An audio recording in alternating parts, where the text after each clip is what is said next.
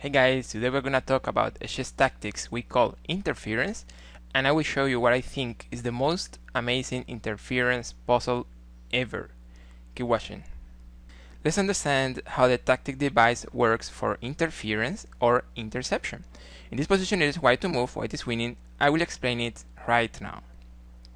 The material is equal. We have the battery here of queen and bishop targeting g7 with a mating threat. G7 is protected right now by the queen on G2. So in this position, if we want to get rid of the defender of the mating threat, we can just play here an interference. We can play rook G5, attacking the queen, also threatening things on G7. And if black captures with the queen, they lose the queen. If black captures with the pawn, then this is blocked here. So we can just mate here on G7. Usually this tactics interference is going to be targeting defenders, like a piece defending some other piece, or like a piece defending or stopping some threat. Well, let's see this on the board. So rook g5, and we're attacking the queen, we're threatening mate. After pawn takes rook, then we have mate here on g7. And this one is a little more complicated. It is white to move, white is winning. You pause the video if you want, I will explain it right now. Well, the material is more or less equal. It seems like black has a pawn up here, but the main issue here is like the king's safety. Black king is not very well covered by pawns. However, there are black pieces around trying to protect the king, and they seem to be doing a good job. However, there is a mating threat here on g7. Also, there is a mating threat here on f8, but black is defending very well with the bishop, also defending very well with the rook on f5. There is a beautiful interference trying to take advantage of those situations, of those defenders, and it is this move rook f6. This is what we call a double interference.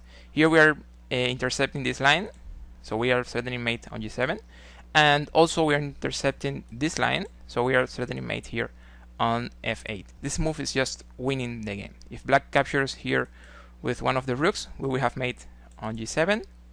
If black captures here with the bishop, we will have mate on f8. There's nothing black can do here.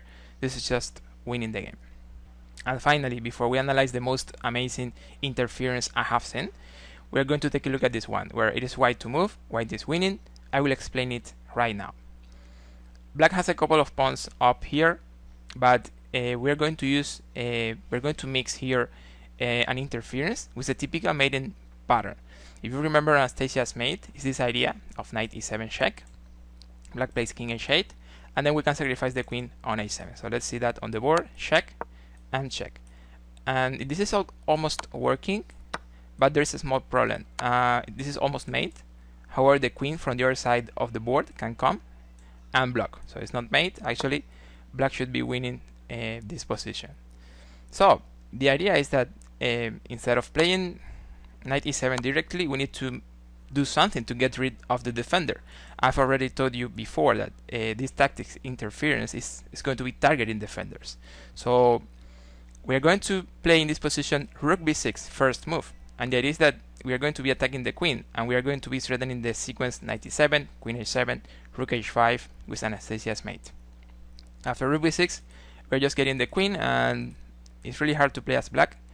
Probably they have to sacrifice the queen, but if they capture with the pawn, then the line is intercepted, so we can do Anastasia's mate with knight e7, queen takes h7, and rook h5, checkmate.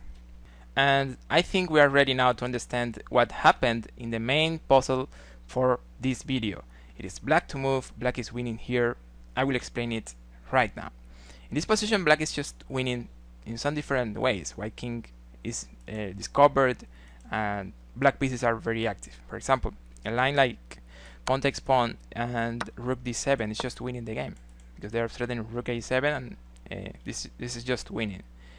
However, this is not the point with this position. The move black is playing here is going to be a little surprising. It is this queen takes b4, and the idea is that, well, white has to capture, but now what? I mean, if we capture the bishop, then queen takes pawn, and it seems like white is going to be fine. So what's the idea with this queen takes pawn?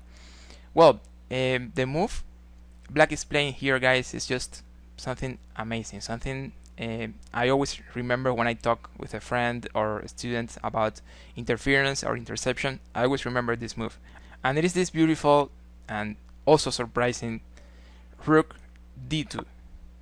This move is just winning. You make a pause, you try to understand this if you want, but I will explain some ideas right now. When we play rook d2, we are interfering this line, and also we are interfering this line. This is also a double interference.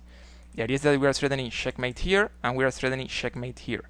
There's nothing white can do here to stop both checkmate threats. This move rook d2 is just winning the game. If white captures, as you can see, white can capture here like with 5 pieces. If white captures with knight, with the other knight, or with the bishop, we will have checkmate here with knight c2. If white captures with the rook, then we will have checkmate here 8 takes b4. But then you could say, okay, that's perfect, but what if I capture with the queen? I protect everything. I protect c2, I protect b4, there's no mate, white has material up. Well, in this position there is another nice move, and it is this deflection. The queen is overloaded, protecting here and protecting here, so we can just deflect it by playing knight c2 check.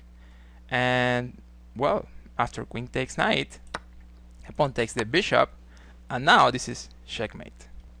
The question for today: are you ready now to find interference in your games? Let me know in the comments. Thank you for watching. Don't forget to like and subscribe. See you in the next.